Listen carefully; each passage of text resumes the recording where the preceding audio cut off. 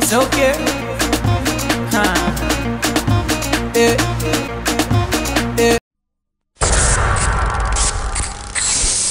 li ci gën a fës bokk ci Macky Sall ci Touba démb ba tey yëg la fa ne daana tabax hôpital bu bees fii ak at mi ni dëkk mal junni place lay am tey njiitu réew mi dina fa inauguré escadron bu gendarmerie mu ngi dem Touba ci wàccaayu màggal gi muraay gu daj gi mooy doon li ñuy waxtaane ci focus bés bi di yaatal bi li ko waral mooy la amoon ca Wakam di soxna sunu futti ci burkaawam day ne wàllum terrorisme ca la yëngu dinañu ci nday leeral ak itam ay xalaat yi borom xam-xam ci wàllu wi dana ci toftal xibaar bi tiréew ak ci nekkaay Jaawo Jàll moo nekk ci jàppandal gi.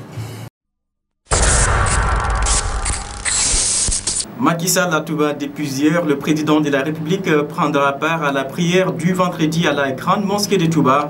À son arrivée dans la ville-centre, le chef de l'État a été reçu par Serigne Cheikh Sidi Mokhtar Mbacké, le khalife général des Mourides. Il visitera ensuite les travaux de l'autoroute d'Ila Touba. Le Magal de Touba sera donc célébré mardi prochain pour commémorer le départ en exil au Gabon de Cheikh Ahmadou Bamba, le fondateur du mouridisme. mbokk yi rafetlu si ànd ba ak programme rajo Rewmi FM ñu tàmbale tënk xibaar ak président Macky Sall xam ne nag moom mu ngi actuellement Touba depuis ci démb Macky Sall nag fas yéene tey julli foofu aljuma ci mosquée bu Touba. Macky Sall nag démb la kii di Cheikh Sidi Mokhtar Mbacké xalif général des Mourides recevoir ko moom dina visiter tey ay projet wante ay travaux autoroute Ila Touba Magal Touba nag mardi prochain lañ ko fas yéene commémorer moom nag ñu commémorer départ en exil au Gabon Cheikh Ahmadou Bamba fondateur mouridisme foofa ca Touba. De chez nous au Bénin, le premier ministre du Bénin, Lionel Zinsou, a été désigné jeudi candidat du parti au pouvoir à la présidentielle du 28 février 2016. C'était à l'issue d'une réunion du chef de l'État, Thomas Boniaï, et des députés de son parti. Lionel Zinsou a été choisi pour son expérience et sa capacité à poursuivre l'œuvre entamée par le président Boniaï.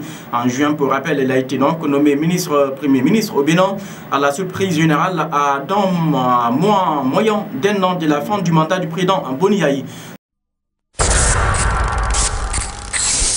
bitim réew ngir jeexale tënk ci xibaar ak Bénin na xam ne nag kii di premier ministre Bénin Lionel Zinsou moom désigné nañu ko démb mu nekk candidat bu parti au pouvoir ca présidentielle bu 28 février 2016 moom nag mi ngi am ca gannaaw benn réunion ak chef de l'État Thomas Boniaï ak député parti boobule Lionel Zinsou nag ngir fàttali moom fas yéene nañ ko désigné ngir expérience ak tamit capacité xam ne nag ngir jeexale travaux kii di njiitu Bénin Thomas Boniaï.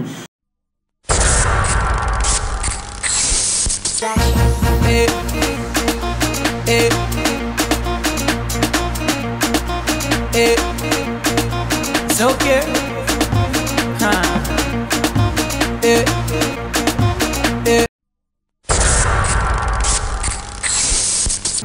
Ndeye Coumba tey suñ bësu tey bi day laalaat jigéen. dëgg la waaw. Ndeye Coumba jigéen moom yàlla da ko tudd ci alxuraan lu bëree bëri. jigéen amuñu morom.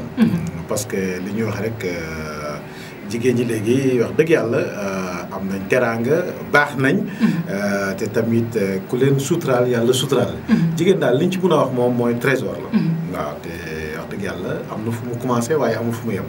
jigéen daal macha allah. 84 88 628 85 85 88 628 86 86 fi ñu toll nii lan ngeen di daal di digal ki nga xamante ni moom mooy xale bu jigéen bi maanaam mi ngi am ay jafe-jafe amul fu mu dëkk wante ki nga xamante ni moo ko doon jàppale mi ngi tëral chantage naka ngeen gisee lu ni mel fait de société bi bari na ci góor ñi nga xamante ni dañuy wëy di chantage ñi nga xamante ni ñoom ñooy jigéen ñi Tidiane Diallo. waaw donc Ndeye Coumba c'est que loolu tamit bëri na man gis naa ci benn fait bonjour la woon benn émission moo fa defoon ci benn rajo sëriñ bi tamit genre bii la mais moom sax dafa gën a pur kii d'accord kii tamit def na mais moom day ñëw boo nekkee jigéen dafa am tamit lu mu lay wax soit mu ne la li la dal mun naa koo faj waaye foog nga jël lii maanaam def ko sa kanam indil ma ko maanaam daf la ci liggéey maanaam am na ci problème yu bëri ba ñu indil ma émission bu mel noonu. ma def ci donc ñu mel noonu comme ni nga ko waxee léegi soi-disant dañu yàq deri sëriñ. parce que sëriñ moom vraiment am na yeneen yu mu yittewool lu dul di soit mu yàq nit ou bien muy def loo xam ne yàlla bugg ko. yonent bi bugg ko surtout mbir góor ak jigéen sax nga xam ne sëy lañ ci wax leen dañ ne laa taqrabu zina bu sax laal bay jege. donc nag loolu bu ci raxee man damay ne kooku du jullit du dara maanaam daal bàyyi ma rek laa lay considéré quoi. kon sëriñ war nañu woote défendre seen bopp ci ñi nga xamante ni souvent ñooy yàq deru sëriñ yi. maanaam ñu site rewmi.com www.rewmi.com ngir rek daal di am lépp lu soxal seen émission buzz wante tamit lépp li nga xamante ni moom mooy actualité bi fii ci Sénégal Tidiane Diallo. yaakaar naa ni saa su ne di ngay dugg rewmi.com. lu ci xew boo fa duggee comme ni nga ko waxee ci site bi. di nga ko fekk lu ne te réew mi dafay loo xam ne réew mi moom jeex na wax. parce que boo ne réew mi rek maanaam boole gi lépp. ñëpp nga boole waaw ñëpp nga boole donc ñëpp ñu ngi ci réew mi.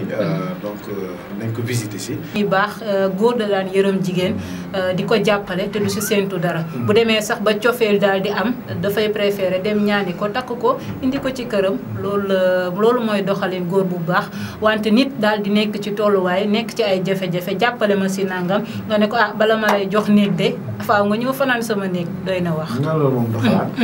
loolu moom day gën a indil ndaw si problème rek parce que mun na ko fa jaaral mu génn. jiixi jaaxa ci xel meeg yooyu yëpp quoi. mais daal li may expliquer mooy jigéen ñi am nañ valeur. na yokku donc nañ toog seen kër parce que jigéen moom bu nekkee kumpa ci góor rek comme ni mu ko waxee rek. guro gi dina gaaw a ñëw mais tamit bu melee nene rek. day xaw a bëri jafe-jafe. donc ñu ngi encouragé waat jigéen ñëpp di wax góor ñi tamit ñu yërëm te tamit. bàyyi chantage bi rek.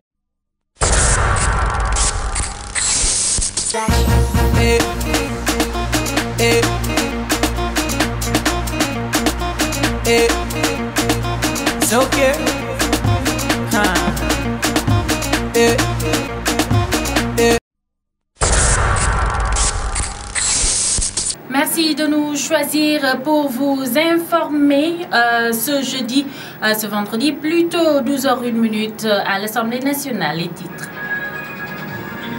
Au sommaire de ce 12h, une deuxième rencontre avec le khalife général des Mourides, avec le chef de l'État ce vendredi. Au menu du deuxième jour de visite de Macky à Touba, le chef de l'État également va visiter des chantiers de l'autoroute Ila-Touba. L'Assemblée nationale poursuit le vote des budgets. Le budget 2016 du ministère de la Santé et de l'Action sociale s'élève à plus de 150 milliards. Affaire de l'étudiant Mamadou Diop, le délibéré sera rendu le 24 décembre. Le père de la victime s'offusque de la non-comparution des leaders politiques qui étaient sur les lieux et réclame la comparution des commanditaires. Le focus du jour revient sur le port du voile intégral. Celles qui portent la burqa sont-elles en danger aujourd'hui après cette polémique sur son interdiction ou non au Sénégal? En tout cas, ce qui s'est passé à Ouakam n'a pas été bien apprécié par les Sénégalais. On en parle dans le focus. L'actualité hors de chez nous, le portrait de la semaine et l'actualité sportive seront également dans cette édition mise en onde par Diawa Diallo. Bonjour et bienvenue.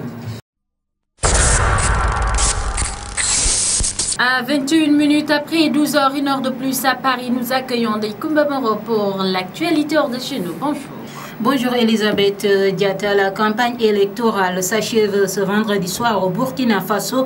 3 semaines de campagne pour les 14 candidats en lice pour la présidentielle et les 7000 candidats et supplétifs en course pour un fauteuil de député. Un scrutin sous haute surveillance 2 mois après une tentative de putsch et surtout un scrutin historique. C'est en effet la première fois depuis 35 ans que les élections sont libres et pluralistes.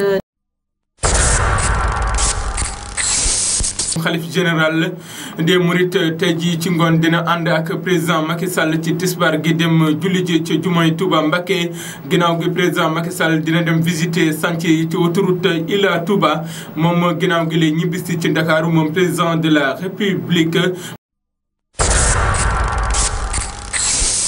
2 jours après l'incident qui a vu un avion militaire russe abattu par des chasseurs turcs, Vladimir Poutine ne décolère pas et a annoncé des mesures de rétorsion, notamment économiques, contre la Turquie. Le président Recep Tayyip Erdogan refuse de présenter des excuses lors d'une réception le 26 novembre. Vladimir Poutine s'est indigné que la Russie n'ait toujours pas reçu d'excuses explicites des plus hautes autorités turques ni de promesses de punir les responsables. Il a appris son expression de coups de poignard dans le dos de la part de ceux qu'il considérait comme des partenaires et des alliés.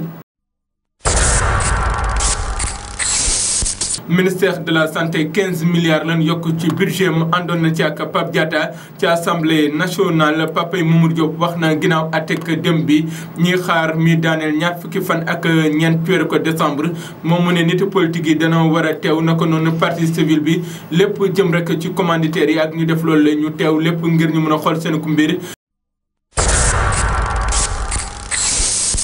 La CAN des moins de 23 ans démarre ce samedi à Dakar, où les équipes de la poule A joueront leur match avec le Sénégal, l'Afrique du Sud, la Zambie et la Tunisie. L'Algérie, l'Égypte, le Mali et donc le Nigeria forment la poule B logée à Hambourg, capitale de la petite côte sénégalaise. Les 3 premiers de la compétition se qualifient au tournoi de football masculin des Jeux Olympiques de Rio en 2016. Le Sénégal donc va démarrer sa compétition contre l'Afrique du Sud ce samedi à partir de 15 h au stade Léopold Sédar Senghor. Les 2 sélections de la poule A sont la Zambie et la Tunisie. Dans le groupe B logé à Hambourg, il y a les équipes de l'Algérie, de l'Égypte, du Mali et du Nigeria. Les 3 premières sélections donc représenteront l'Afrique au tournoi masculin des JO de Rio. Un hommage républicain inédit est rendu ce vendredi 27 novembre 2015 aux victimes après les attentats qui ont frappé la région capitale française. Le 13 novembre dernier, la cérémonie se déroule dans la cour des Invalides en présence de familles, des victimes, de blessés, de représentants des secours et des forces de sécurité qui sont intervenus après les attaques. Autour du président, l'ensemble du gouvernement et les représentants des principaux parti politique. Focus bi ñu wax ci ñenn ñoo xam ne ñi ngay tàmbali di duma ak di xoxatal ñi solu burka loolu nag daal ñun jox kàddu ci biir xibaar yi ginnaaw la xew ca Wakam neneen askan wi nanu ànd ak dal ONG Jamra gis ni kii di président Macky Sall ak nguur gi seen communication moo baaxul jëm ci mbir yu terrorisme.